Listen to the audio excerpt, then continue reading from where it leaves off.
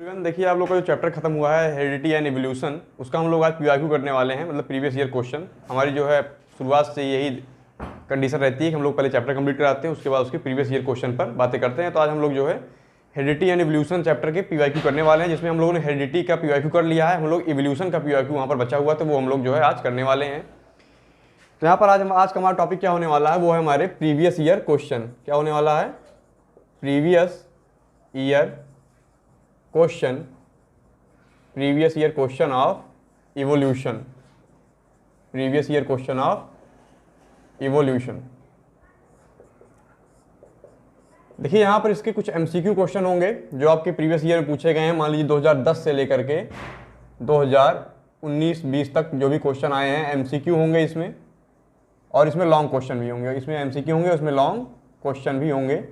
तो कुछ बहुत ही सिलेक्टेड क्वेश्चन है, क्योंकि बहुत ज़्यादा क्वेश्चन इस पोर्शन से आए नहीं हैं। आपके एग्जाम में बहुत ज़्यादा क्वेश्चन जो है इस पोर्शन से आए नहीं है। एक ही क्वेश्चन को बहुत विभिन्न प्रकार से घुमा घुमा कर आपसे पूछा गया है। तो हम लोग चलिए देखते हैं अपना पहला क्वेश्चन। तो हमारा यहाँ पर पहला क्वेश्चन क्या है? हमारा पहला क्वेश्चन है ओरिजिन ऑफ, ये क्या है? Origin of species of natural selection. The author of the book, question हमारा है यहाँ पर the author of the book, the author of the book, the author of the book origin of species of natural selection is, the author of the book of, the author of the book of, यहाँ पर क्या है आपका question? the author of the book origin of species, origin of species of, origin of species of natural selection is, origin of species of natural selection is. देखिए हमसे यहाँ पर क्या पूछा जा रहा है कि इस किताब जो यहाँ पर बुक का नाम लिखा गया है origin of species of natural selection, इसके ऑथर कौन थे? इसके ऑथर कौन थे? तो देखिए जब मैंने लेमार्किस में पढ़ाया था, तो मैंने वहाँ पर एक बुक का नाम लिया था फिलॉसफी जूलॉजी, फिलॉसफी जूलॉजी। वो बुक किसकी थी? वो बुक थी लेमार्क की। और यहाँ पर जो क्वेश्चन हमसे पूछा गया है origin of species of natural selection, ये बुक है चार्ल्स डार्विन की। क्योंकि आपको जहाँ पर भी नेचुरल सिलेक्शन मिले, जहाँ पर भी नेचुरल सिलेक्शन मिले, वहाँ पर आप तुरंत समझ जाइए कि यहाँ बात किसकी हो रही है। यहाँ बात हो रही है चार्ल्स डार्विन की। यहाँ पर बात किसकी हो रही है? चार्ल्स डार्विन की। क्योंकि जो नेचुरल सिलेक्शन आपका है, जो नेचुरल सिलेक्शन आपका है, जो आपका यहाँ पर नेचुरल सिलेक्शन है, ये डार्विन का कॉन्सेप्ट था। किसका कॉन्सेप्ट था? ये कॉन्सेप्ट आपका चार्ल्स डार्विन का था, चार्ल्स डार्विन का था। ये आप इसका इंट्रोडक्टरी पार्ट पढ़ रहे हैं 10th में। आप इसका जो है इंट्रोडक्टरी पार्ट आप इसका 10th में पढ़ रहे हैं। आप जैसे जैसे सीनियर क्लासेस में जाएंगे आपको ये हमेशा मिलेगा। आप जब तक आप बायोलॉजी पढ़ेंगे, जब तक आप एवोल्यूशन पढ़ेंगे, तब तक आपको ये कॉन्सेप्ट मिलता रहेगा। नेचुरल सिलेक्शन किसने दिया था? डार्विन। तो आप अभी से इसको जो है अच्छे तरीके से समझ लीजिए। अब देखिए हम लोग बढ़ते हैं अपने नेक्स्ट क्वेश्चन की तरफ। हमारा नेक्स्ट क्वेश्चन क्या है? देखिए हमारा नेक्स्ट क्वेश्चन इसी संबंधित है। According to Darwin new species is originated from. Question हमारा क्या है यहाँ पर? हमारा क्वेश्चन यहाँ पर है according to Darwin, according to Darwin, according to Darwin new species is originated from, new species, new species is, new species is originated, originated from. ये हमारा क्वेश्चन है। अब इसके ऑप्शन हम लोग देखते हैं क्या क्या है। इसका ऑप्शन आपका है नेचुरल सिलेक्शन, म्यूटेशन, हाइब्रिडाइजेशन और एक्वायर्ड कैरेक्टर। इसका हमारा ऑप्शन क्या क्या है? Natural selection, natural selection. दूसरा ऑप्शन आपका है म्यूटेशन, दूसरा आपका यहाँ पर है म्यूटेशन। तीसरा यहाँ पर आपका ऑप्शन है हाइब्रिडाइजेशन, हाइब्रिडाइजेशन, हाइब्रिडाइजेशन। और चौथा यहाँ पर आपका क्या है? चौथा यहाँ पर है acquired character, acquired character, acquired character. अब यहाँ पर हमसे पूछा क्या जा रहा है कि अकॉर्डिंग टू डार्विन, डार्विन के अनुसार जो नई स्पीसीज, जो नई प्रजाति का फॉर्मेशन होता है, जो नई प्रजाति का जन्म होता है, वो किस विधि से होता है, मतलब उसके पीछे जो प्रोसेस है वो कौन सा प्रोसेस है। तो मैंने आपको बताया जब भी आप डार्विन का नाम सुनिए आपके दिमाग में तुरंत आना चाहिए नेचुरल सिलेक्शन, आपके दिमाग में तुरंत आना चाहिए नेचुरल सिलेक्शन। और यहाँ पर आप देख रहे हैं कि आपका पहला ये ऑप्शन क्या दिया हुआ है, नेचुरल सिलेक्शन, आप इसको तुरंत यहाँ पर टिक कर देंगे, यहाँ पर आप तुरंत इसको मार्क कर देंगे। दूसरा आपका म्यूटेशन है, ये बिल्कुल भी नहीं होगा। तीसरा हाइब्रिडाइजेशन है, ये भी नहीं होगा। और यही क्वेश्चन अगर आपसे पूछा जाता, चलिए क्वेश्चन हम यहाँ से और फॉर्म कर लेते हैं। ये आपका आया हुआ, देखिए पहला क्वेश्चन आपका आया था, पहला क्वेश्चन आपका आया था 2015 में, और ये दूसरा वाला क्वेश्चन आया है आपका 2016 में। पहला क्वेश्चन कब आया था आपका 2015 में, और दूसरा वाला आपका आया है 2016 में। देखिए एक ही क्वेश्चन है, लगभग सेम क्वेश्चन, लेकिन पूछने का तरीका दोनों में बहुत ही अलग है, पूछने का तरीका दोनों में बहुत ही अलग है। अब देखिए एक क्वेश्चन हम यहाँ पर फॉर्म कर रहे हैं, क्वेश्चन मैं यहाँ पर बना रहा हूँ। According to Lamarck, according to Lamarck, according to Lamarck, new species is originated from, new species is originated from. Option बिल्कुल सेम रखते हैं, ऑप्शन बिल्कुल यही रखते हैं। पहला आपका क्या है नेचुरल सिलेक्शन, पहला आपका क्या है नेचुरल सिलेक्शन, दूसरा आपका है म्यूटेशन, दूसरा आपका है म्यूटेशन, तीसरा आपका है हाइब्रिडाइजेशन, तीसरा आपका क्या है हाइब्रिडाइजेशन, और चौथा है आपका एक्वायर्ड कैरेक्टर। क्या है आपका एक्वायर्ड कैरेक्टर। अब देखिए सेम क्वेश्चन है आपका, सेम क्वेश्चन है। एक बार पूछा है आपके लिए डार्विन के संबंध में, एक बार आपसे पूछा है डार्विन के संदर्भ में, और दूसरी बार मैं आपसे पूछ रहा हूं लेमार्क के बारे में, लेमार्क के बारे में। तो नेचुरल सिलेक्शन ये जो मैकेनिज्म था ये किसने दिया था, ये दिया था डार्विन ने। तो आप यहाँ पर ऊपर वाले तो आप डार्विन लगा के चले जाए नेचुरल सिलेक्शन। अब लेमार्क, जब लेमार्क की बात होगी तो आपके दिमाग में तुरंत आना चाहिए एक्वायर्ड कैरेक्टर। क्या आना चाहिए एक्वायर्ड कैरेक्टर, क्योंकि लेमार्किज्म का दूसरा नाम है लेमार्किज्म, लेमार्किज्म का दूसरा नाम है inheritance of acquired character, acquired character, acquired character. अब देखिए जो लोग वीडियो लेक्चर मिस कर दिए हैं उन्हें एक्वायर्ड कैरेक्टर का मतलब नहीं पता होगा, मैं आपको यहाँ पर थोड़ा सा ब्रीफ इंट्रोडक्शन दे देता हूँ। एक्वायर्ड कैरेक्टर का मतलब होता है वो कैरेक्टर्स जो हम अपने लाइफ टाइम के दौरान पाते हैं, वो कैरेक्टर्स जो हम अपने लाइफ टाइम के दौरान पाते हैं अपनी प्रैक्टिस से, वो कैरेक्टर नहीं जो माता पिता से आ रहे हैं। जो माता पिता से आ रहे हैं वो आपके एक्वायर्ड कैरेक्टर नहीं, वो आपके इन्नेट कैरेक्टर हैं। कौन से कैरेक्टर हैं आपके इन्नेट कैरेक्टर, वो आपके इन्नेट कैरेक्टर हैं। आप यहाँ पर आगे जाएंगे तो आपको क्लास 12 में जब आएंगे तो वहाँ पर आपको इम्यूनिटी मिलेगी, तो वहाँ पर भी आपको मिलेगी इन्नेट इम्यूनिटी। वहाँ पर आप सुनेंगे इन्नेट का मतलब होता है बाई बर्थ। इसका क्या मतलब होता है by birth,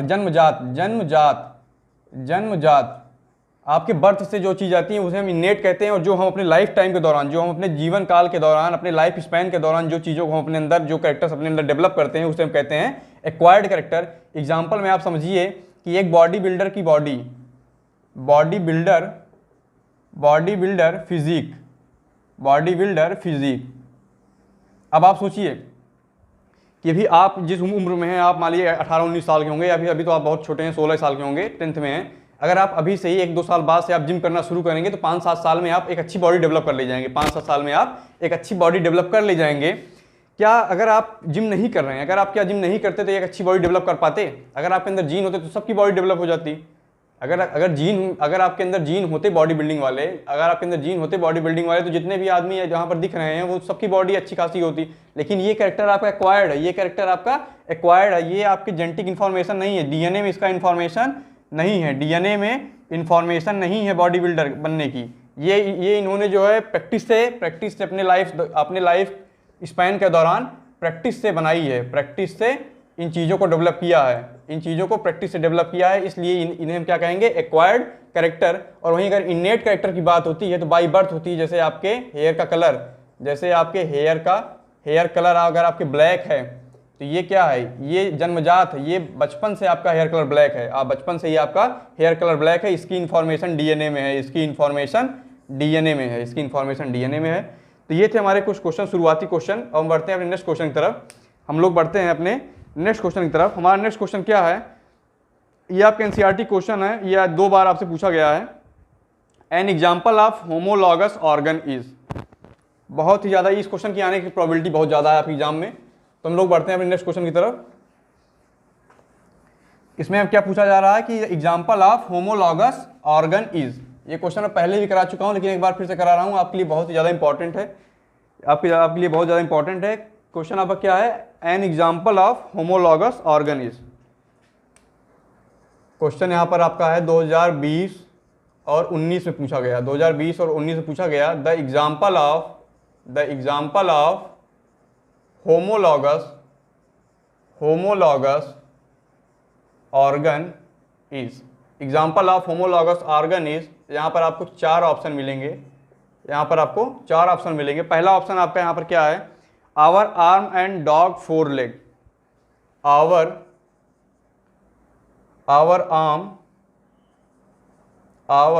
arm and dog 4 leg.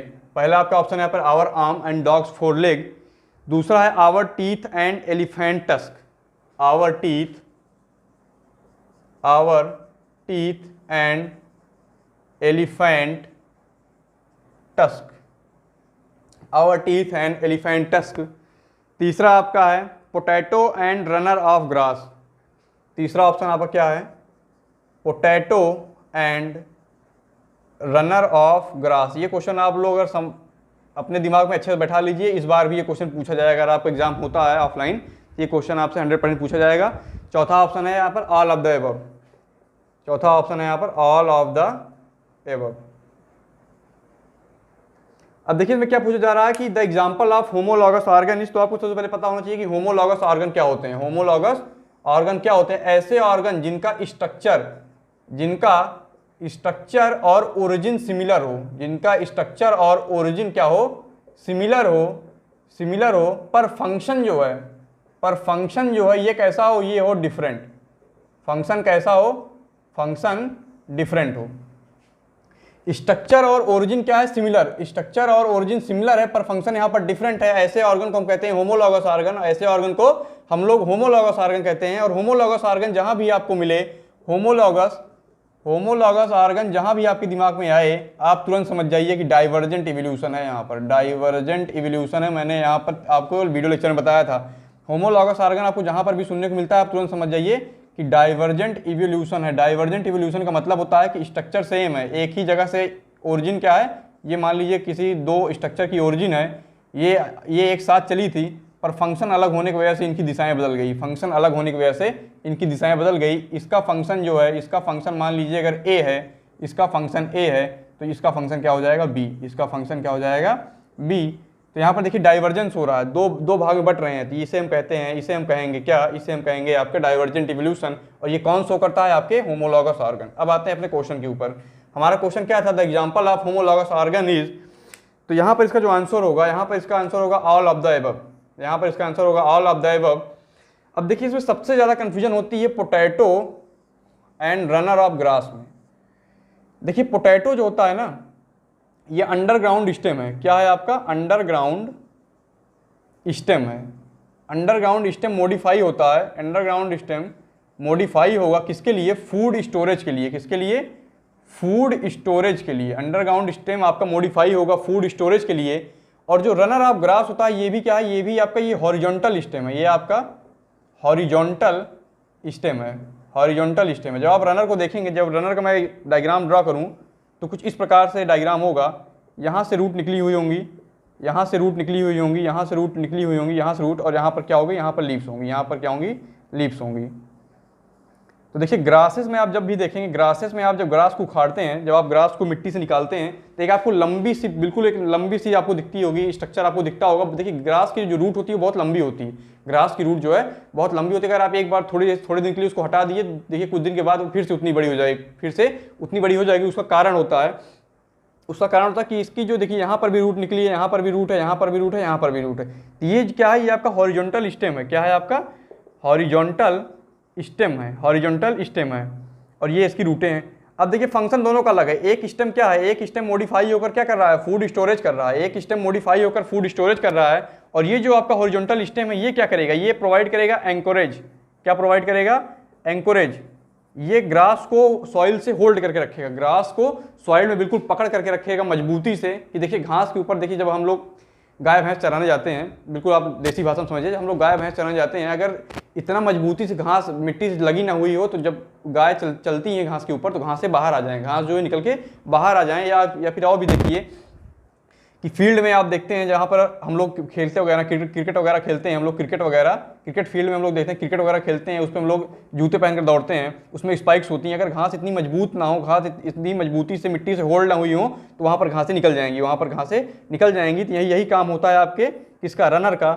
यही काम आपके रनर का होता है। ये क्या करता है, ये आपका एंकोरेज प्रोवाइड करता है। क्या प्रोवाइड करता है, एंकोरेज प्रोवाइड करता है। और देखिए इसे और भी एग्जाम्पल है, our arm and dogs four leg. तो हमारे जो ये भुजाएं हैं, हमारी जो भुजाएं हैं, इसकी जो हड्डियां हैं, जैसे ह्यूमरस है आपकी, रेडियस अल्ना है, फेलेंजेस हैं, ये दोनों में सेम होंगी, ये दोनों में सेम होंगी, ये दोनों में सेम होंगी। और हम अपने आर्म से बहुत सारे फंक्शन करते हैं, और डॉग के अपने आर्म से केवल और केवल मूवमेंट में हेल्प करता है। किसमें, मूवमेंट में हेल्प करता है। बाकी मैं ये क्वेश्चन आपको वहाँ पर भी मैंने आपको समझाया था, वीडियो लेक्चर में जाइए, आपको बहुत डिटेल में मैंने यहाँ पर समझाया हुआ है।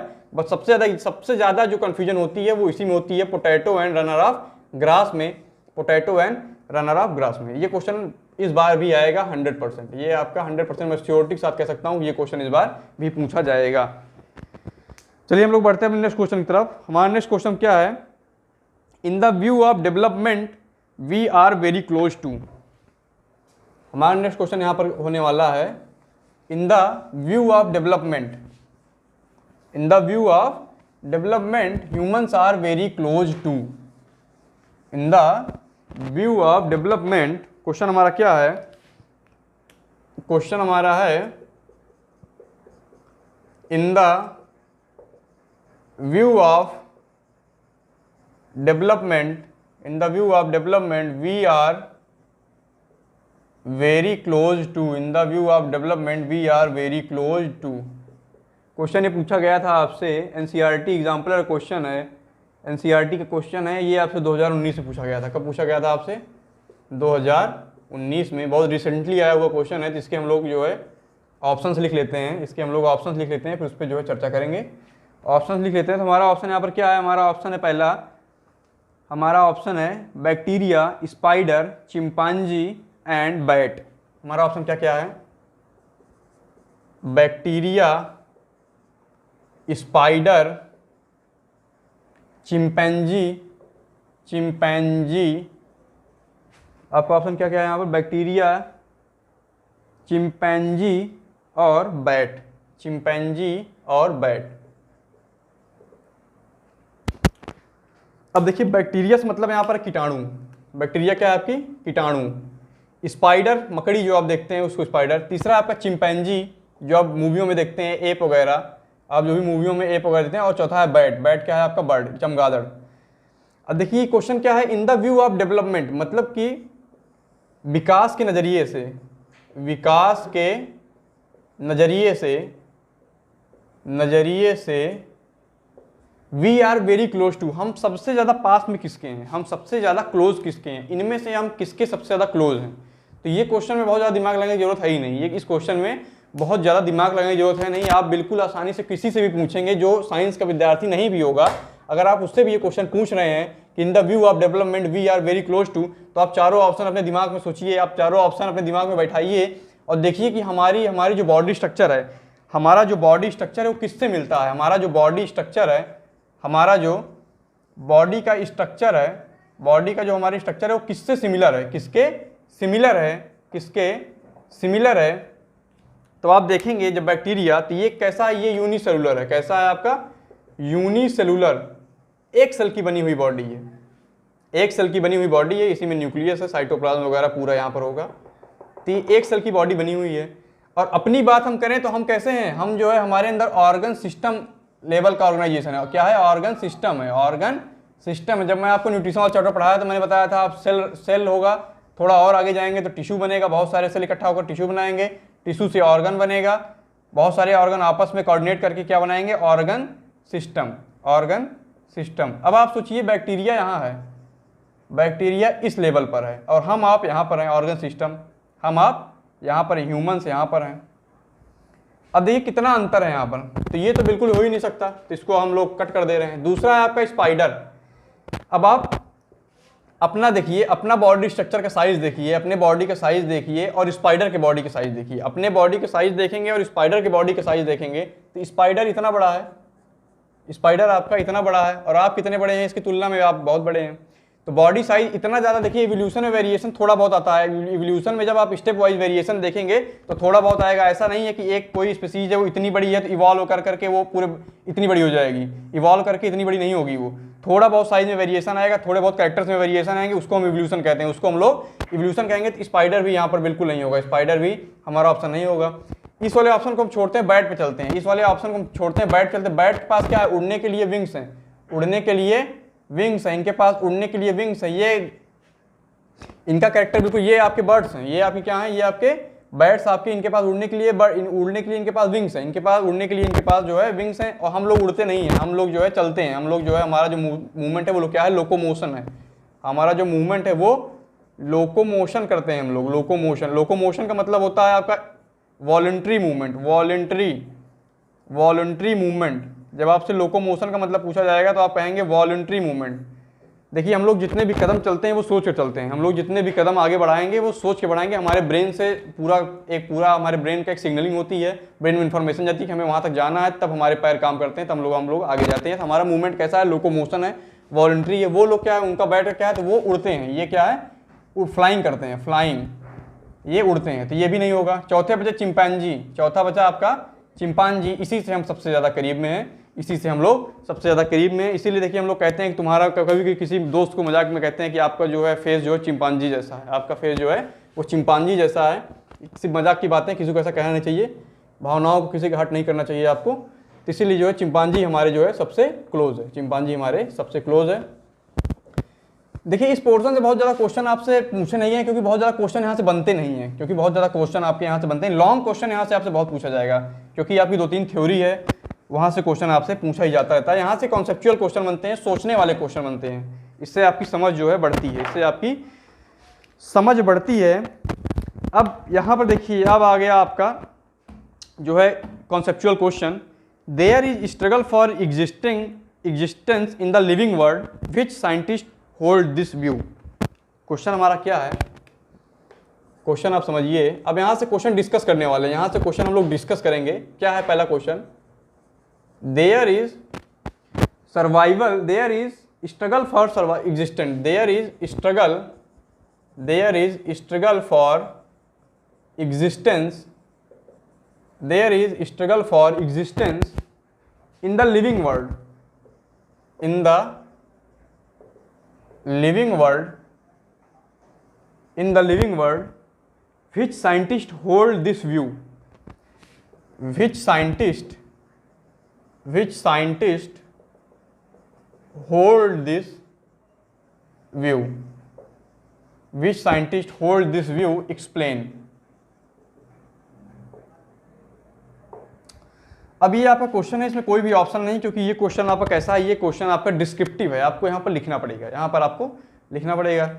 तो क्वेश्चन पहले हम लोग समझ लेते हैं, फिर इस पर डिस्कस करते हैं क्या क्या बातें हो सकती हैं, कैसे इस क्वेश्चन को हम लोग डील करेंगे। देखिए इन सब क्वेश्चन को आप रटिएगा नहीं, कभी भी इन सब क्वेश्चन का आंसर आप रटे ना, आप कभी यहाँ पर रट्टाफिकेशन नहीं करेंगे। क्या नहीं करेंगे, रट्टाफिकेशन नहीं करेंगे। अगर आपने चीज़ों को समझ लिया है, अगर आपने चीज़ों को समझ लिया है तो अपने वर्ड्स में लिखिए, अपने वर्ड्स में लिखिए, आपको मैक्सिमम मार्क्स मिलेंगे। अपने वर्ड्स में लिखेंगे आपको मैक्सिमम मार्क्स मिलेंगे। अब देखिए क्वेश्चन क्या कह रहा है, क्वेश्चन आपसे कह रहा है there is struggle for existence. अब इसका मतलब समझिए, स्ट्रगल फॉर एग्जिस्टेंस, स्ट्रगल का मतलब होता है संघर्ष। क्या होता है मतलब, संघर्ष। स्ट्रगल का मतलब होता है संघर्ष, और एग्जिस्टेंस का मतलब होता है अस्तित्व के लिए। किसके लिए, अस्तित्व के लिए। अस्तित्व का मतलब होता है आपके जीवन के लिए, आपके जीवन के लिए जो संघर्ष है।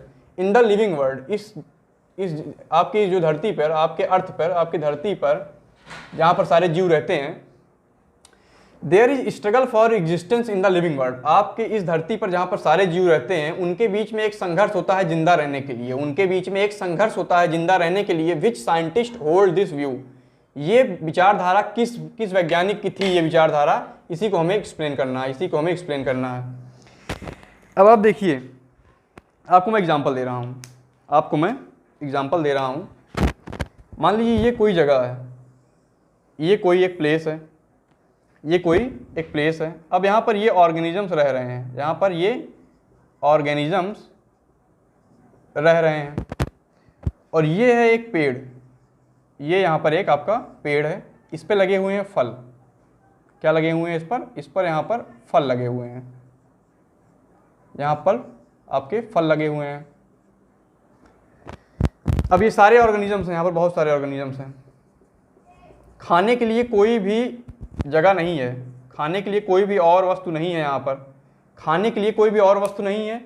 लेटने के लिए केवल इस पेड़ की छांव है, लेटने के लिए केवल इस पेड़ की छांव है, और यहाँ से एक कड़कती धूप, यहाँ से धूप जो है बहुत ज़्यादा तेज है, धूप बहुत ज़्यादा तेज है। अब यहाँ पर देखिए दो चीज़, ये मैं आपको एग्जांपल दे रहा हूँ, यहाँ से ये पॉइंट बिल्कुल आपको क्लियर हो जाएगा। देखिए ऊपर है धूप, क्या है, एक चिलचिलाती धूप है, एक पेड़ है, पेड़ में लगे हुए हैं फल।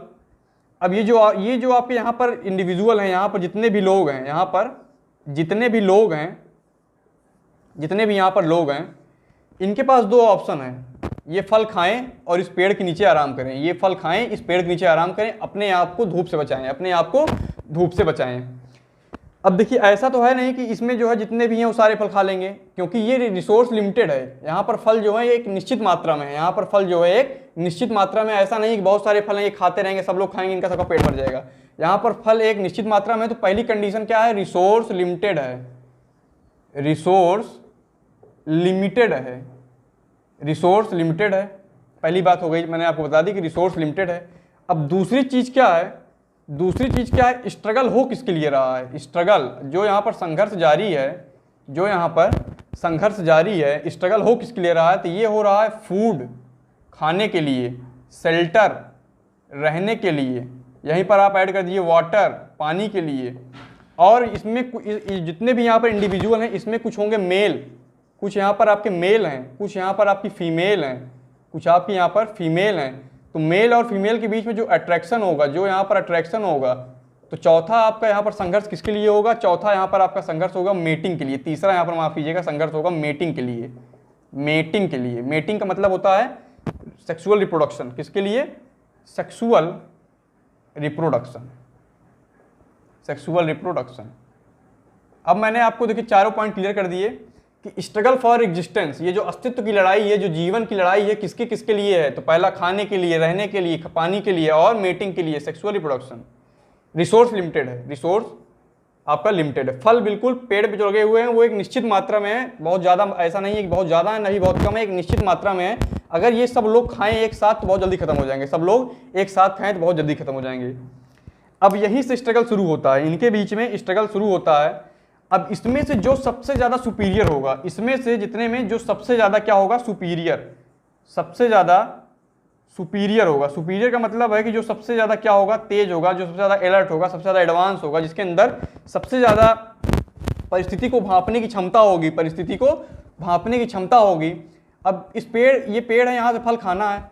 अब इस फल को जो जितनी तेज़ी से खाएगा, इस फल को जो जितनी तेज़ी से प्राप्त कर लेगा, जितनी तेज़ी से खाएगा, वो अपने जीवन को उतने आराम से बचा करके यहाँ पर फल खाया, यहाँ पर आकर के लेट गया, धूप से भी बच रहा है, जीवन भी बचा हुआ है, यहाँ पर जीवन भी बचा हुआ है। तब इनके बीच में क्या होगा, इनके बीच में होगा कंपटीशन, इनके बीच में क्या होगा, कंपटीशन, कंपटीशन होगा इनके बीच में। मतलब कि यहाँ पर इनके बीच में प्रतिस्पर्धा होगी, क्या होगी, प्रतिस्पर्धा होगी, प्रतिस्पर्धा होगी, मतलब आपस में क्या होगा, कंपटीशन होगा। और जो सबसे ज़्यादा एडवांस होगा, जो सबसे ज़्यादा सुपीरियर होगा, वही क्या करेगा, वही करेगा सर्वाइव, वही आपका क्या करेगा, वही आपका सर्वाइव करेगा, वही यहाँ पर जिंदा रहेगा।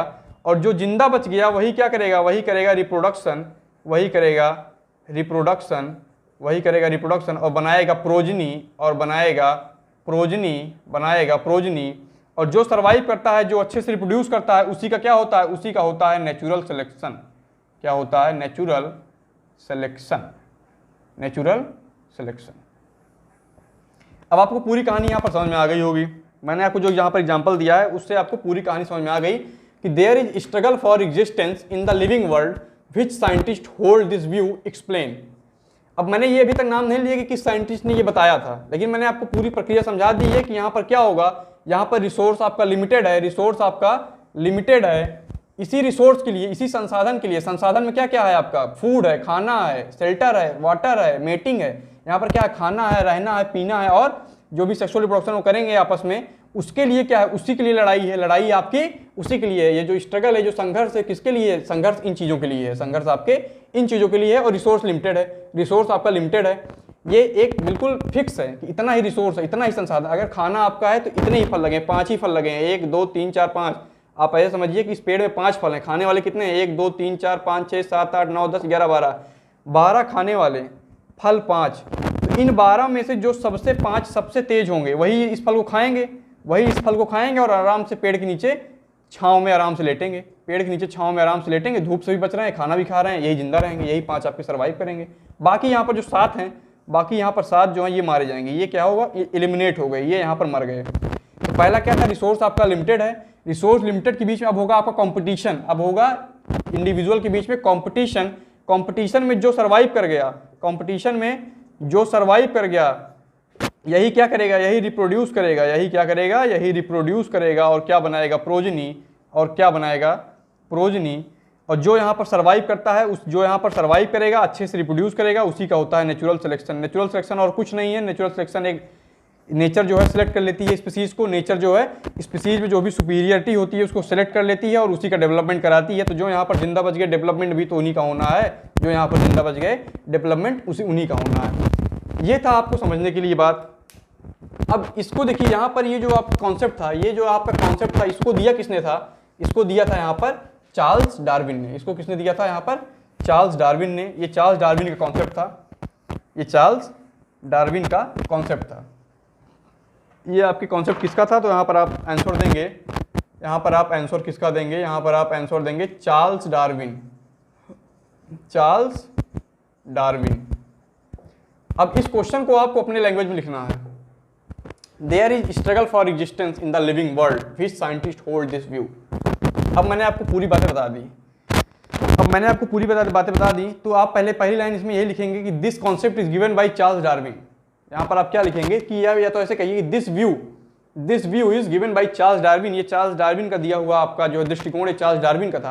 अब आप ऐसे कहिए कि in our surrounding resources are limited. In our surrounding, आप ऐसे देखिए पॉइंट वाइज लिखिए कि इन आवर, हमारे जो है सराउंडिंग में रिसोर्सेज लिमिटेड हैं। In our surrounding resources are limited and for that much of resource, उसी संसाधन के लिए, for that much of resource species compete with each other, species compete with each other and superior species survive whereas the inferior species eliminated। देखिए कैसे, आप एक step wise लिखिए कि रिसोर्स आपका लिमिटेड है, उस स्पीसीज के बीच में कंपटीशन हो रहा है, जो सुपीरियर स्पीसीज है वही सर्वाइव करेगी और जो आपकी इंफीरियर है वो एलिमिनेट हो जाएंगी। The superior species which survives mates perform sexual reproduction and makes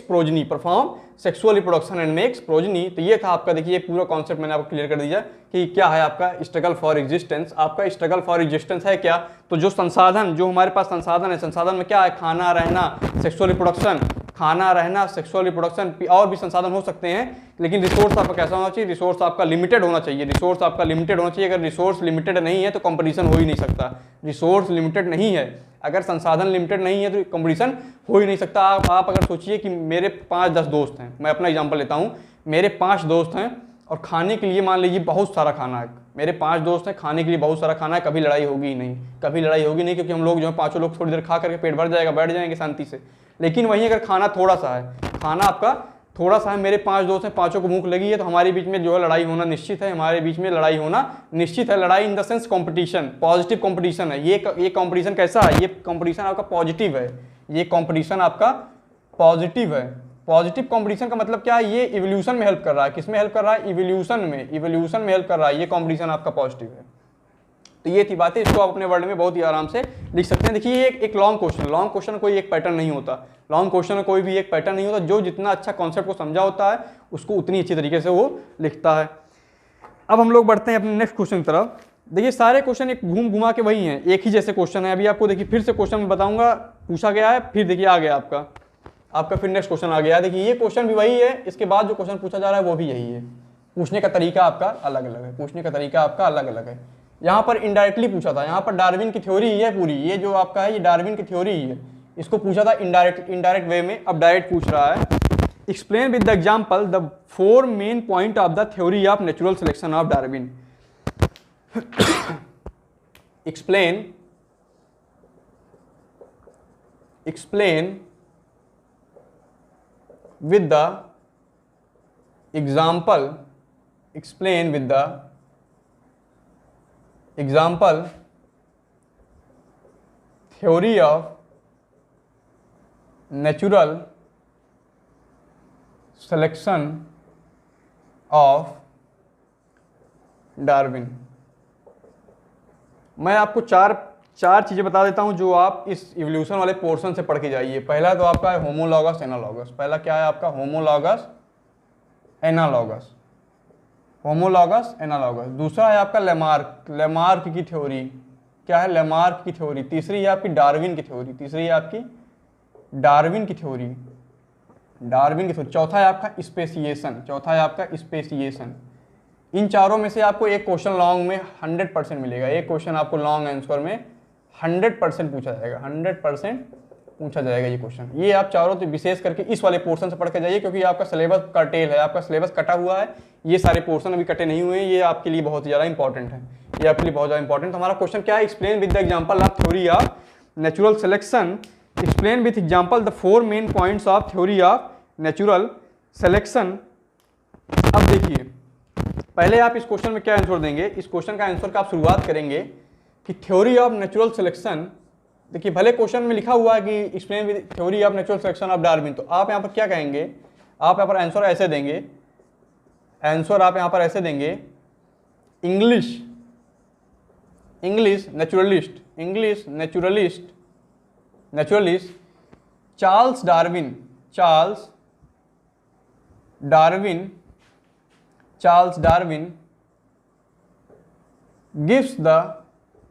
gives the concept of natural selection, gives the concept of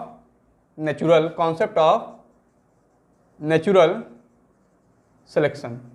अब देखिए, ये लाइन आपने एक क्वेश्चन से उठा ली। Explain with the example of theory of natural selection of Darwin की जो नेचुरल सिलेक्शन की थ्योरी थी उसके बारे में समझाइए एक्सप्लेन करके, एग्जांपल दे करके। तो आपने पहली लाइन यहीं से उठा ली, बस आपने क्या ऐड किया? English naturalist. इसका मतलब क्या है कि ये प्रकृति के ऊपर जो है प्रकृति के ऊपर जो है ज्ञान अर्जन करने वाले थे, नेचुरलिस्ट थे।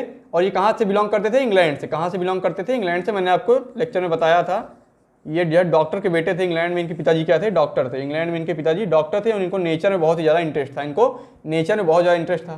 अब क्या है? Explain with the example of theory of natural selection of Darwin की नेचुरल सिलेक्शन थ्योरी को समझाइए एग्जांपल के हेल्प से। इसके मेन पॉइंट बताइए, हमें यहाँ पर मेन पॉइंट की बात करना है, हमें यहाँ पर मेन पॉइंट की बात करना है। अब इसके 4 मेन पॉइंट हैं, पहला पॉइंट आपका है। अब यहाँ पर आप देखिए पॉइंट्स। अब इसके बाद नेक्स्ट हेडिंग आप क्या डालेंगे? क्वेश्चन आपका चल रहा है, लॉन्ग क्वेश्चन है आपका। तो पहला लाइन आपकी यही होगी, English naturalist Charles Darwin given the concept of natural selection. Points में आप देखिए, यहाँ पर पॉइंट्स में आप पहला क्या डालेंगे? पॉइंट्स में आपका पहला होगा स्ट्रगल फॉर एग्जिस्टेंस। इसके पहले वाला क्वेश्चन था आपका स्ट्रगल फॉर एग्जिस्टेंस। अब मुझे यहाँ पर बताने की जरूरत नहीं है कि स्ट्रगल फॉर एग्जिस्टेंस होता क्या है। मैंने अभी आपको पीछे बताया है कि species compete for the resource. Resource में आपका क्या होगा? एग्जाम्पल में आप कहेंगे food, water, shelter, reproduction. Species compete for the resource, for example food, water, shelter, ये आप पूरा लिखेंगे। इसके बाद आप लिखेंगे but the condition is that the resources are limited, the more superior species will survive and less superior species eliminated. अब दूसरा पॉइंट यहां पर क्या होगा? सर्वाइवल ऑफ फिटेस्ट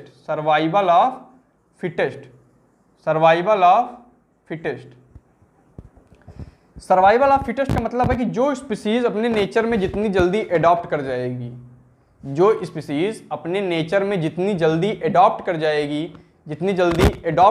वही सर्वाइव करेगी। वही मैंने आपको जो एग्जांपल दिया पेड़ आम वाला जो एग्जांपल मैंने दिया है, जो यहाँ पर जो इंडिविजुअल जितनी तेजी से वो आम खा करके नीचे लेटेगा आराम से छांव में, वही तो बचेगा। जो जितनी तेजी से आम खा करके नीचे छांव में आराम कर रहा है, ऊपर धूप है, क्या मतलब है? और जो नहीं खाने को पाए हैं वो भूख से मर जाएंगे कुछ देर में। जो खाने को नहीं पाए हैं वो कुछ देर में भूख से मर जाएंगे। तो यहाँ पर दूसरा पॉइंट हमारा क्या है? Survival of fittest. Species which adopt themselves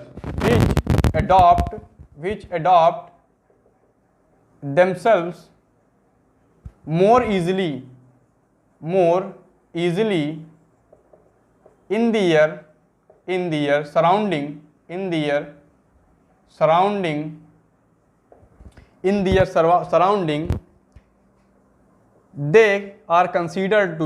are considered as fit species। क्या है? Fit species. फिट स्पीसीज हम लोग कहते हैं ना कि कोई चीज फिट हो गई, आप हम लोग कहते हैं देखिए ये चीज इसमें फिट है। फिट का मतलब क्या है? बिल्कुल अडॉप्ट कर ले रही है। बिल्कुल क्या कर ले रही है? अडॉप्ट कर ले रही है। अडॉप्ट मतलब एकदम ढल जा रही है, एकदम बिल्कुल अनुरूप है। मतलब जैसे भी आपके आसपास जो भी सराउंडिंग होगा, आपके आसपास जो भी वातावरण है, आप अगर उसमें अच्छे से अपने आप को ढाल लेते हैं, अपने आप को अच्छे से ढाल लेंगे, तो आप वहाँ पर क्या होगा? आप वहाँ पर फिट स्पीसीज मानी जाएंगी। अब देखिए, अब यहाँ पर जो अपने आप को अडॉप्ट कर लेगी वो फिट हो गई।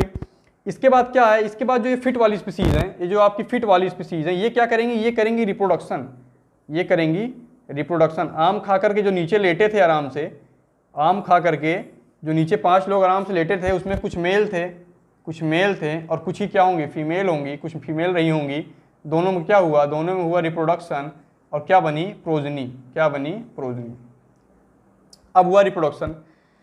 अब तीसरा पॉइंट यहां पर आया, आपको मैंने बताया रिप्रोडक्शन जब भी होगा तो क्या आएगा? वेरिएशन। क्या आएगा? वेरिएशन। तीसरा जो पॉइंट है, जब भी आया तो क्या हुआ? वेरिएशन। तीसरा पॉइंट जब भी आया तो यहां पर होगा वेरिएशन। वेरिएशन क्या होता है? वेरिएशन क्या होता है? डिससिमिलरिटी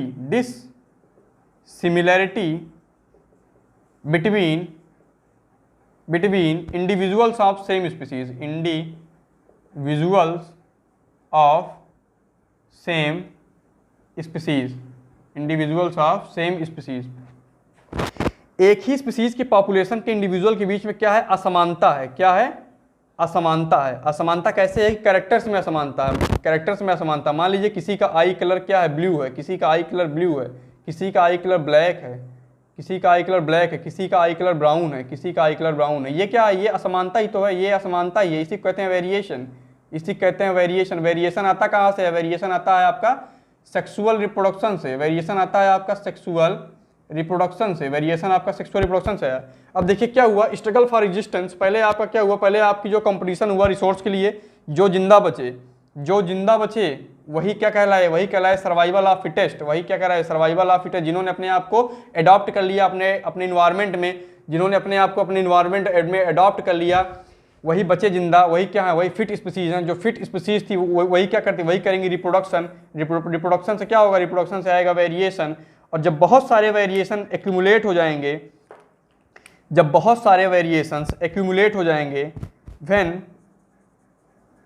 when number of variations are accumulated, then a new species will form। then a new species is formed। ये थे आपके सारे पॉइंट उसके क्या कहते हैं? आपके डार्विन की थ्योरी के। और ये जो हो रहा है, ये आपका जो हो रहा है, ये जो आपका हो रहा है, यही प्रोसेस क्या कहलाता है? यही प्रोसेस है आपका नेचुरल सिलेक्शन। यही प्रोसेस है आपका नेचुरल सिलेक्शन। तो आप यहाँ पर क्या क्या पॉइंट मेंशन करेंगे? Struggle for existence, survival of fittest, उसके बाद आप कहेंगे वेरिएशन एंड हेरिडिटी, अंत में आप कंक्लूड करेंगे। ये सब लिखने के बाद आप अंत में एक कंक्लूजन लिखते हैं हम लोग। देखिए लॉन्ग क्वेश्चन के अंत में जब आप सारी बातें कर लेंगे तो वहां पर आप एक कंक्लूजन लिखेंगे। कंक्लूजन में आप ये लिखेंगे, the species which adopt themselves in their environment more easily will survive and reproduce to form maximum number of progenies, will survive and form maximum number of progeny, and those species are known as fit species। Fit species. ये थे आपकी Darwin के सारे point. ये आपकी Darwin की theory के सारे पॉइंट थे। अब हमारा नेक्स्ट क्वेश्चन क्या है? हमारा नेक्स्ट क्वेश्चन है difference between acquired character and inherited character. Difference between acquired character and inherited character. ये जो आपको मैंने क्वेश्चन करा, ये 2018 में पूछा गया था। इसके बाद वाला क्वेश्चन आपका 2020 में है। ये क्वेश्चन आपका 2018 में पूछा गया था। ये क्वेश्चन आपका 2018 में पूछा गया था। इसके बाद वाला क्वेश्चन आपका 2020 में है। इसके बाद वाला क्वेश्चन आपका 2020 में है। 2020 में इसके बाद वाला क्वेश्चन है। इसके बाद वाला क्वेश्चन आपका 2020 में है। इसमें क्या पूछा गया है, difference between acquired and inherited character. क्या है आपका क्वेश्चन, क्वेश्चन यहाँ पर आप लिखिए 2020, difference between acquired and inherited character, inherited character. अब हमें इसमें डिफरेंस बताना है, तो एक तरफ आप लिख लीजिए एक्वायर्ड, एक तरफ लिख लीजिए आप difference between acquired and inherited character. एक तरफ आपका है एक्वायर्ड कैरेक्टर, बीच में एक पार्टीशन कर लीजिए। अब हम इसको समझते हैं एक पॉइंट को। एक्वायर्ड में पहला पॉइंट होगा यहाँ पर develops during life span of an individual, develops during life span of an individual. Inherited में क्या लिखेंगे, characters which are present by birth and by birth. देखिए आप यहाँ पर एक पॉइंट ये लिखिए कि जो कैरेक्टर्स आपके जन्म से प्रेजेंट है, जन्मजात से आपके प्रेजेंट है। दूसरा पॉइंट क्या है, does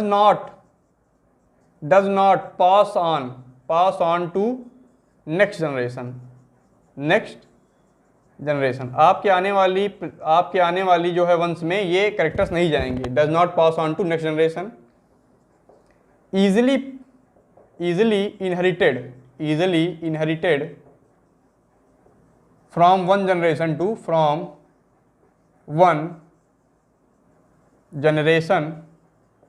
to next generation. Information is not present in DNA. Information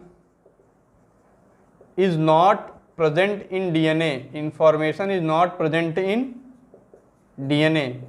ये जो कैरेक्टर्स हैं, ये जो एक्वायर्ड कैरेक्टर्स हैं, इनकी इंफॉर्मेशन डीएनए में नहीं है, यहाँ पर इनहेरिटेड कैरेक्टर में क्या होगा, information is present in DNA.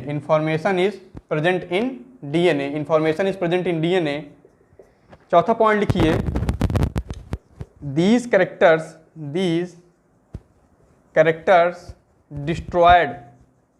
destroyed by the death of the individual,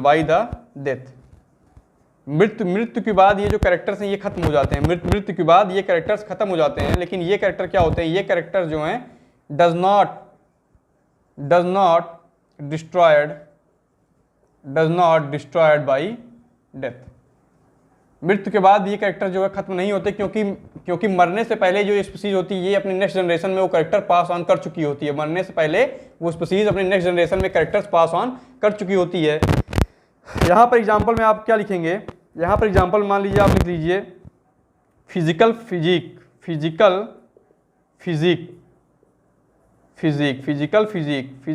का मतलब है आपकी बॉडी, आपकी जो बॉडी बिल्डर वाली बॉडी है। या फिर आप लिख लीजिए, आप यहाँ पर लिख लीजिए, या क्या लिख लेंगे, एक सिंगर की वॉइस ऑफ अ सिंगर। एक गायक की जो आवाज़ है वो उसने रियाज करके, वो उसने क्या करके प्रैक्टिस करके प्राप्त की है। यहाँ एग्जांपल में आप क्या लिखेंगे, यहाँ पर एग्जांपल में आप लिख लीजिए, कुछ भी लिख लीजिए, हेयर कलर, आई कलर,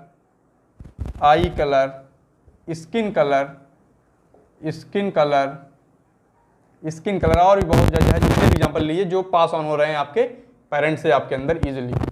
तो ये था डिफरेंस, ये आपका डिफरेंस था। ये आपके 3-4 नंबर में पूछा जाएगा। आप 5-6 पॉइंट यहाँ पर लिखिए, आपको मैक्सिमम मार्क्स मिलेंगे। क्वेश्चन आपसे 2020 में पूछा गया था।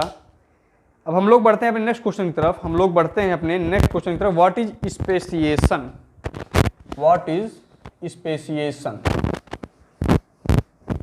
हमारा नेक्स्ट क्वेश्चन यहाँ पर क्या होने वाला है, तो हमारा नेक्स्ट क्वेश्चन यहाँ पर होने वाला है व्हाट इज स्पेसिएशन।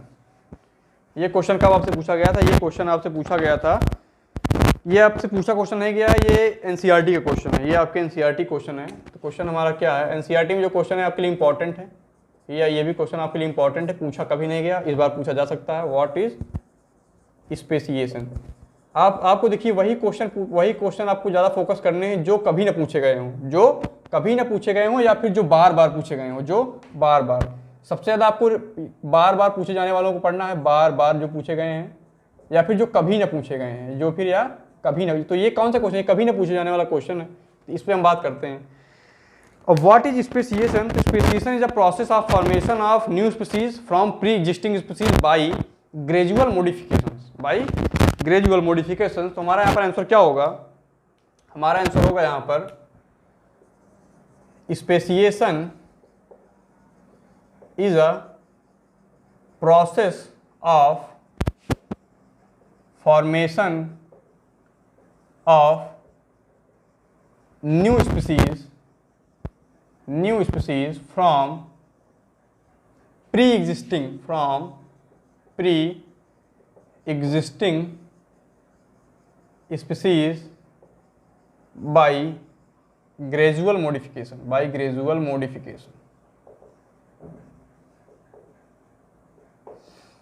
जो भी स्पीसीज मौजूद हैं उनसे अगर हम किसी नई प्रजाति का निर्माण करते हैं, वो भी कैसे, ग्रेजुअल मॉडिफिकेशन से, आराम से जो मॉडिफिकेशन, जो धीरे धीरे समय जिनमें लग रहा है, उन मॉडिफिकेशन से, मॉडिफिकेशन मतलब होता है कैरेक्टर्स को थोड़ा एडवांस कर देना, अपलिफ्ट कर देना, क्योंकि हम हमेशा इवोल्यूशन में पॉजिटिव की तरफ ही सोचते हैं, हम हमेशा इवोल्यूशन में कभी नहीं चाहते कि हम पीछे चले जाएं, हम कभी नहीं चाहते कि हम इंसान से चिंपांजी बन जाएं, हम यही चाहते हैं कि हम इंसान से एक ऐसा इंसान बनाएं जो जिसके अंदर हमसे भी ज़्यादा क्षमता हो, जिसके अंदर हमसे भी ज़्यादा ब्रेन हो, हमसे भी ज़्यादा क्रेनियल कैपेसिटी हो, हमसे भी अच्छी जिसकी फिजिक हो, तो हम हमेशा पॉजिटिव की तरफ सोचेंगे। तो स्पेसिएशन क्या है, it is a process of formation of new species from pre existing, पहले से जो, प्री एग्जिस्टिंग का मतलब है पहले से जो मौजूद हैं, जो आपकी पहले से मौजूद है, pre existing species bye gradual modifications. इसका जब हम मैकेनिज्म देखेंगे, जब हम देखेंगे कैसे स्पेसिएशन होता है, स्पेसिएशन, तो हमें तीन चीज़ें मिलेंगी। पहला आपका क्या होगा, जियोग्राफिकल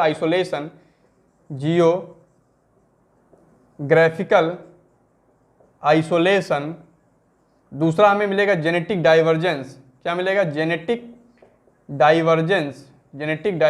मैंने ये बहुत डिटेल में पढ़ाया हुआ है, आप लेक्चर में जाकर के जो चीज़ ना समझ में आए आप देख लीजिए, हमसे यहाँ पर क्वेश्चन डिस्कस करेंगे कि आपको लिखना क्या क्या है।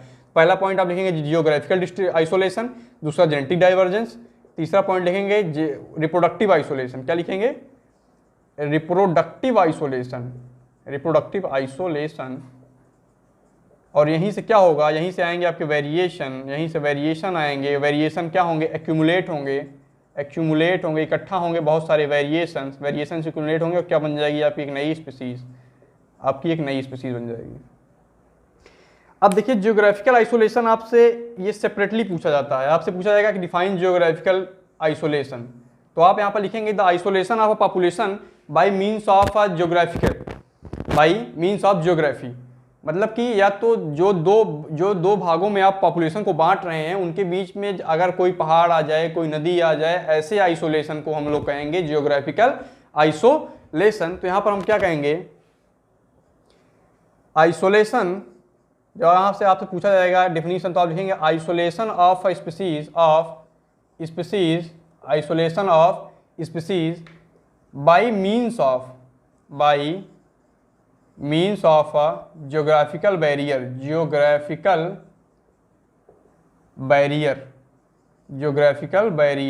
Bye means of a geographical barrier. अब आइसोलेशन का मतलब होता है एकांतवास, एकांतवास। अगर आपको ये भी इस सोसाइटी से हटा करके, हम लोग हटा करके किसी एक कमरे में 2-4-10 साल के लिए बंद कर दें, खाना पानी देते रहें और आपकी जो भी दैनिक जीवन की आवश्यकताएं हैं उसको हम पूरा करते रहें, उसके बाद आपको अगर वहाँ से निकालेंगे तो आपकी मानसिक स्थिति में इतना बदलाव आ जाएगा कि आप पूरी जनता से अलग दिखेंगे। तो देखिए एकांतवास का कितना प्रभाव पड़ता है हमारे जीवन में, आइसोलेशन का कितना महत्व है, एक स्पीसीज को बनाने में। तो आप जो है स्पीसीज तो वही रहेंगे लेकिन औरों से भिन्न हो जाएंगे, औरों से भिन्न हो जाएंगे अगर आपको 10 साल तक एक कमरे में बंद करके निकाल दिया जाए बाहर। तो यहाँ पर आइसोलेशन का वही महत्व है, यहाँ पर आइसोलेशन का वही महत्व है। तो क्या है हमारा ज्योग्राफिकल आइसोलेशन का मतलब क्या है? Isolation of species, isolation of species by means of geographical barrier. Barrier का मतलब होता है रुकाव, बैरियर का मतलब क्या है? रुकाव। रुकाव में क्या है कि बीच में कोई पहाड़ आ जाए, बीच में कोई पहाड़ आ जाए। अब यहाँ पर ये सारी पॉपुलेशन है, यहाँ पर ये सारी जो मैंने डॉट में मैं बना रहा हूँ ये सारी पॉपुलेशन है। इनको हमने दो भागों में बांटा, कुछ यहाँ चले जाए, कुछ यहाँ चले जाए, कुछ यहाँ चले गए, कुछ यहाँ चले गए। बीच में क्या है? बीच में है बैरियर। बीच में क्या है? बीच में है बैरियर। इस प्रकार के आइसोलेशन को हम कहेंगे जियोग्राफिकल आइसोलेशन। अब यहाँ पर जो ये जीन पूल था, यहाँ पर जो ये जीन पूल था ये पूरा था, ये जीन पूल आपका कंप्लीट है। यहाँ पर ये पूरा जीन पूल है, दो भागों में बटा तो इनके जीन पूल में बदलाव आया कि नहीं? यहाँ पर जो जीन थे वो दो भाग में बट गए, तो ये जीन पूल आपका अलग हो गया, ये जीन पूल आपका अलग हो गया और ये जीन पूल आपका अलग हो गया, ये जीन पूल आपका अलग हो गया। अब दोनों जीन पूल अलग हो गए, तो इसी को हम कहते हैं जेनेटिक डाइवर्जेंस। जेनेटिक डाइवर्जेंस, यहाँ डाइवर्जेंस देखिए दोनों पर डाइवर्ज हो रहा है, जीन पूल आपका बट रहा है, इसी को हम कहेंगे जेनेटिक डाइवर्जेंस। और तीसरा आपका है रिप्रोडक्टिव आइसोलेशन। रिप्रोडक्टिव आइसोलेशन का भी समझ लीजिए कि यहाँ पर जो स्पीसीज हैं, यहाँ पर जो ये स्पीसीज हैं ये इससे मेटिंग नहीं करेंगी, इनसे मेटिंग कर ही नहीं पाएंगी क्योंकि मिल नहीं पाएंगी ना, इनसे मेटिंग कर नहीं पाएंगे क्योंकि मिल नहीं, बीच में क्या है? पहाड़ है, बीच में क्या है? पहाड़ है। और यहाँ वाली स्पीसीज इनसे नहीं कर पाएंगी, क्यों? क्योंकि बीच में पहाड़ है। ये आपस में करेंगी और ये आपस में करेंगी, तो दोनों लोग कैसे? दोनों लोग अलग हो गए ना, कैसे? रिप्रोडक्टिव मतलब कि यहाँ पर सेक्सुअल रिप्रोडक्शन के दृष्टिकोण से भी देखें तो दोनों स्पीसीज अलग अलग हो गई, दोनों स्पीसीज अलग अलग हो गई। अब यहाँ पर जो वेरिएशन आएगा, यहाँ पर जो वेरिएशन आएगा और यहाँ पर जो वेरिएशन आएगा, दोनों वेरिएशन कैसे होंगे? दोनों वेरिएशन अलग होंगे। किसके अकॉर्डिंग? एटमॉस्फेयर के अकॉर्डिंग, एटमॉस्फेयर के अकॉर्डिंग। यहाँ का एटमॉस्फेयर अलग है, पहाड़ उस पार, पहाड़ इस पार, एटमॉस्फेयर अलग है, पहाड़ इस पार, एटमॉस्फेयर अलग है। दोनों में वेरिएशन अलग अलग आया, दोनों में वेरिएशन अलग अलग आया। वेरिएशन एक्यूमुलेट करेगा, स्पीसीज बन जाएंगी, वेरिएशन एक्यूमुलेट करेगा, स्पीसीज बन जाएंगी, वेरिएशन एक्यूमुलेट करेगा, स्पीसीज बन जाएंगी। तो ये आपका हो गया स्पेसिएशन। यही आपको लिख के आना है, मैकेनिज्म आपको पहले बताना है स्पेसिएशन का क्या है, मतलब यहाँ पर स्पेसिएशन का जो है डिफिनेशन क्या है तो आप बता देंगे कि it is a process of formation of new species from pre existing species bye gradual modification. Mechanism में आप तीनों चीज़ों को समझा देंगे, डायग्राम बना दीजिएगा ये बीच में पहाड़ वाला, या फिर आपको पहाड़ नहीं अच्छा लग रहा है तो आप यहाँ पर नदी बना दीजिए, ऐसे करके नदी बना दीजिए, नदी बना करके दोनों तरफ स्पीसीज अलग अलग कर दीजिए, जो भी आपको सही लगे आप वहाँ पर लिख के आइए। लेकिन ये तीनों पॉइंट आपको मेंशन करना है, geographical isolation, genetic divergence, reproductive isolation. ये तीनों पॉइंट उनको मिलेगा, आपको पूरे नंबर मिल जाएंगे। ये तीनों पॉइंट में एक भी पॉइंट गायब हुआ आपके नंबर भी गायब हो जाएंगे, आपके नंबर भी गायब हो जाएंगे। तो मेनली जो है आपके यही एक क्वेश्चन आपका और आया है 2019 में, एक क्वेश्चन यहाँ पर आपका और आया है 2019 में। देखिए पूछने का तरीका वही है, क्वेश्चन लिमिटेड है, मैंने आपको बताया ना, क्वेश्चन आपके 4 ही हैं, क्वेश्चन आपके 4 ही हैं, बस स्टेटमेंट बदल देगा, स्टेटमेंट आपको बदल देगा और आप वहीं पर गच्चा खा जाएंगे, वहीं पर आप कंफ्यूज हो जाएंगे, स्टेटमेंट में ही गड़बड़ा जाएंगे आप। स्टेटमेंट आपको ध्यान से पढ़ना है, या तो लेमार्क पूछेगा या तो डार्विन पूछेगा, ये नहीं पूछा तो स्पेसिएशन पूछ लेगा, वो नहीं पूछा तो होमोलॉगस एनालॉगस पूछ लेगा, वो भी नहीं पूछा तो आपसे एक्वायर्ड और इनहेरिटेड ट्रेट, इससे बाहर आपका क्वेश्चन नहीं आना है, ये मैं गारंटी आपको लेता हूँ। Describe briefly about theories related with evolution, describe briefly various theory related with the evolution. क्या है आपका क्वेश्चन 2019 में आया हुआ, describe briefly about various theories of evolution, evolution की बहुत सारी थ्योरी है, आपके सिलेबस में 2 थ्योरी है, पहले तरफ लिख लीजिए लेमार्क, पहली तरफ लेमार्क, देखिए आंसर लिखने का तरीका मैं बता रहा हूँ, दूसरी तरफ डार्विन। तो आप इस आंसर की शुरुआत कैसे करेंगे, तो आप कहेंगे the main theories of evolution, the main theories of evolution is, पहले आप लिखेंगे Darwin theory, the first theory is Darwin theory, दूसरी थ्योरी आप कहेंगे लेमार्क थ्योरी। हमारे सिलेबस में 2 थ्योरी है, पहले आपकी डार्विन थ्योरी, दूसरी थ्योरी आपकी लेमार्क की। तो दोनों में यहाँ पर आपको समझा दूँ तो हम लोग क्या बताएंगे, जब क्वेश्चन लिखना शुरू करेंगे तो पहले लिखेंगे लेमार्क की थ्योरी, पहले लिखेंगे लेमार्क की थ्योरी। लेमार्क की थ्योरी में हम देंगे लेमार्क का इंट्रोडक्शन, क्या देंगे, लेमार्क का इंट्रोडक्शन। ये एक मॉडल आंसर होगा, ये आपका एक मॉडल आंसर होगा, आंसर लिखना भी आप यहाँ पर सीख लीजिए। पहले आप लेमार्क का इंट्रोडक्शन देंगे, लेमार्क का पूरा नाम क्या था, लेमार्क का पूरा नाम था gene Baptiste Baptiste day Lamarck. मैंने आपको बताया था इतना लंबा ना याद हो पाए तो जेबी डे लेमार्क, ये आप इनका नाम दे दीजिए कि लेमार्किज्म इन्होंने दिया था। इनका जो लाइफ स्पैन था वो था 1744 से लेकर के 1829 तक का। 1744 से लेकर 1829 तक का याद रहे तो बहुत अच्छी बात है, ना याद रहे तो भी उससे भी अच्छी बात है, कोई दिक्कत नहीं है। याद आपको रहे तो कोई दिक्कत नहीं याद है तो भी कोई दिक्कत नहीं है। अब इसके मैंने आपको मेन पॉइंट क्या बताए थे, इसके मैंने आपको मेन पॉइंट क्या बताए थे कॉन्सेप्ट में आपको जब मैंने पढ़ाया था, तो मैंने इसके मेन पॉइंट आपको बताए थे। पहला पॉइंट मैंने आपको बताया था यहाँ पर internal vital force. Internal lecture जाके देखिएगा, अगर यहाँ समझ ना आए तो वहाँ पर समझाया गया है। पहला पॉइंट था इंटरनल वाइटल फोर्स, दूसरा था effect of environment, effect of environment and new need, effect of environment and new need. तीसरा था inheritance of acquired character, inheritance of नहीं यहाँ माफ कीजिएगा, तीसरा नहीं था, तीसरा यहाँ पर था use and disuse of organ, use and disuse of organ. और चौथा था यहाँ पर inheritance of acquired character, inheritance of acquired character. ये 4 पॉइंट थे, ये 4 की पॉइंट है किसके, लेमार्क के। अब डार्विन के हम चारों पॉइंट लिख लेते हैं। तो पहला था स्ट्रगल ऑफ एग्जिस्टेंस, दूसरा है सर्वाइवल ऑफ फिटेस्ट। इसके बाद जो बच गई स्पीसीज, जो फिट स्पीसीज है, वो क्या करेंगे, रिप्रोडक्शन और बनाएंगी प्रोजनी। क्या बनाएंगी, प्रोजनी। ये पूरा प्रोसेस क्या है, यही है नेचुरल सिलेक्शन। क्या है आपका, नेचुरल सिलेक्शन।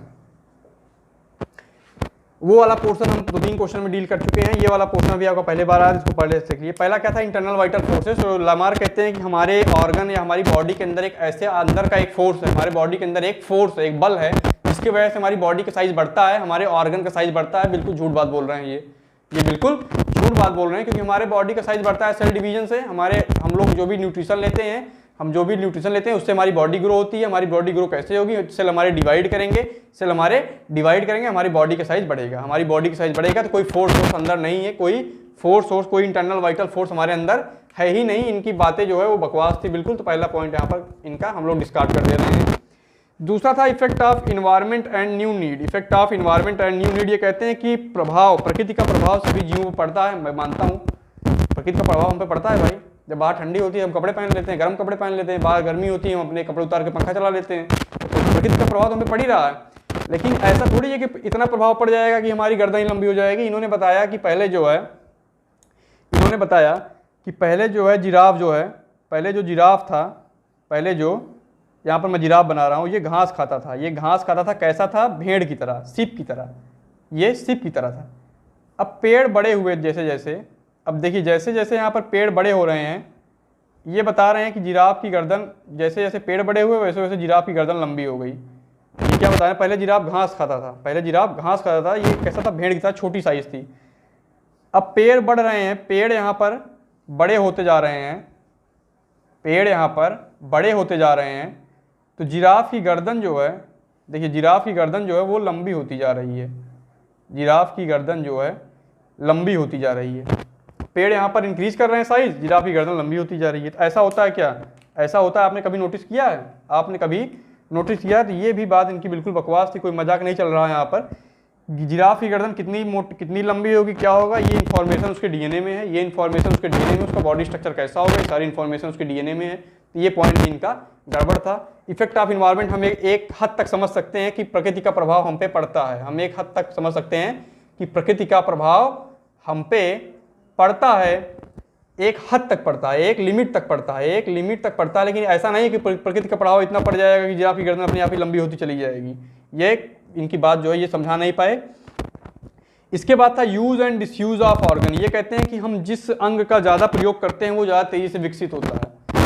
ये कहना चाह रहे हैं कि जिस ऑर्गन का, जिस अंग का, जिस पार्ट का बॉडी के हम जितने तेजी से, जितने अच्छे से, जितनी बार यूज करते हैं उसका विकास उतनी तेजी से होता है। लेकिन हमारी बॉडी का जो है विकास एक जो है यूनिफॉर्मली होता है। हमारी बॉडी का विकास, सारी पार्ट्स का विकास एक साथ होता है, एक जैसा होता है। अगर एक भी पार्ट यहाँ पर छूट जाएगा तो हम अपंग कहलाएंगे, हम जो लोग जो है अपंग हो जाएंगे। तो यहाँ पर ये पॉइंट भी ये समझा नहीं पाए, use and disuse of organ, तो ये पॉइंट भी इनका हम लोग डिस्कार्ड करते हैं। इनकी पूरी थ्योरी डिस्कार्ड कर दी गई थी। आए थे आपके एक वीजमैन थे, एक वीजमैन की थ्योरी आई थी, उन्होंने चूहों की पूंछ काट काट करके 22 चूहों की पूंछ काट काट करके 22 जनरेशन तक देखा, लेकिन एक भी ऐसे चूहे नहीं पैदा हुए जिनमें पूंछ नहीं थी। सारे चूहे में पूंछ आ जा रही थी। तो पूंछ बनने की इन्फॉर्मेशन डीएनए में थी, और ये क्या कर रहे थे, केवल उसके बॉडी का एक पार्ट काट रहे थे, केवल उसकी बॉडी का एक पार्ट काट रहे थे। अगर डीएनए में कोई ऐसा चेंज हो जाए, डीएनए में कोई ऐसा चेंज हो जाए कि पूंछ बनाने की इन्फॉर्मेशन ही गायब हो जाए, पूंछ बनाने की इन्फॉर्मेशन ही गायब हो जाए, तो कहीं चूहे जो पैदा होंगे उनमें पूंछ नहीं होगी। ये था आपका use and disuse of organ. और चौथा है इनहेरिटेंस ऑफ एक्वायर्ड कैरेक्टर। ये कह रहे हैं कि जो कैरेक्टर्स हम अपने जीवन काल में डेवलप करते हैं, अपने लाइफ स्पैन में जो कैरेक्टर्स हम डेवलप करते हैं वो हमारी नेक्स्ट जनरेशन में पास होते हैं। वहीं डार्विन क्या कहते थे कि कोई भी चीज़ जो है पास तभी होगी जब डीएनए में चेंज होगा। मान लीजिए आप क्रिकेट खेलते हैं, बहुत एकेडमी ज्वाइन की हुई है आपने, 10 साल से लगातार परिश्रम कर रहे हैं, आपने एक आप अच्छे बैट्समैन या बॉलर बन गए। अब आपकी नेक्स्ट जनरेशन आई, आपके बेटा बेटी कोई, आपके कोई भी नेक्स्ट जनरेशन में कोई पैदा होता है, जरूरी थोड़ी है कि वो भी उतना अच्छा क्रिकेटर हो, क्योंकि उसने प्रैक्टिस नहीं की है, उसने प्रैक्टिस आपने की है, वो स्किल आपने डेवलप की है, वो स्किल आपने डेवलप की है, वो आपके अंदर रहेगी। आप जैसे खत्म होंगे आपकी स्किल भी वहीं पर खत्म हो जाएगी। तो ये जो कैरेक्टर आया है ये कैसा है, ये एक्वायर्ड है, ये आपने खुद डेवलप किया है। खुद डेवलप किया है किससे डेवलप किया है? प्रैक्टिस से। किससे डेवलप किया है? प्रैक्टिस से, ना कि आपका जेनेटिक इन्फॉर्मेशन में, आपके जीन में वो इन्फॉर्मेशन ही नहीं है, आपके जीन में इन्फॉर्मेशन नहीं है। तो इनका जो पूरी थ्योरी थी, ये कैसी थ्योरी थी? ये बिल्कुल ही बिना सर पैर की थ्योरी थी, बिना सर पैर की थ्योरी थी। जितनी तेज़ी से इन्होंने चीज़ों को बताई थी उससे दुगनी तेज़ी से आए एक साइंटिस्ट और इनकी सारी थ्योरी को रिजेक्ट कर दिया। तो ये थे हमारे आज के सारे क्वेश्चंस, बेसिक क्वेश्चंस। आप फिर से देखिए, क्वेश्चन मैंने आपको बता दिया कैसे लिखना है। ये सारे लॉन्ग क्वेश्चन होंगे, जब आप एक एक पॉइंट को डिस्क्राइब करना शुरू करेंगे तो ये आपके 3 पेज दिखेंगे, आप इस पर 3 पेज दिखेंगे। देखिए इन सारे टॉपिक पे कोई लिमिट नहीं होती लिखने की, इन सारे टॉपिक पे कोई लिमिट नहीं होती। आप तो इसको एक पेज में आपको दिखाना पड़ेगा, क्योंकि आपके यहाँ जो है वर्ड लिमिट होती है, लेकिन हम लोग को अगर भी लिखना होगा तो हमारे लिए कोई लिमिट नहीं है, हम लोग के लिए कोई लिमिट नहीं है। तो ये थे आपके सारे क्वेश्चंस जो आपके प्रीवियस ईयर में आए थे। इसके बाहर आपका एक भी क्वेश्चन नहीं आएगा, इसके बाहर आपका एक भी क्वेश्चन नहीं आएगा। इसके बाद भी अगर कोई आपको वो हो, डाउट हो, तो आप ग्रुप में मैसेज करके पूछ लीजिएगा, ग्रुप में मैसेज करके पूछ लीजिएगा। विश्वास बनाकर रखिए, आपका एक भी क्वेश्चन गड़बड़ नहीं होगा। आपको बायोलॉजी मैं इतनी गारंटी दे रहा हूँ कि मैंने जो पढ़ाया है उसमें से आपका पूरा पेपर आएगा, उसमें से आपका पूरा पेपर आएगा। तब तक के लिए जो भी पढ़ाया गया उसको रिवाइज करते रहिए और स्वस्थ रहिए, कोविड से बचे रहिए।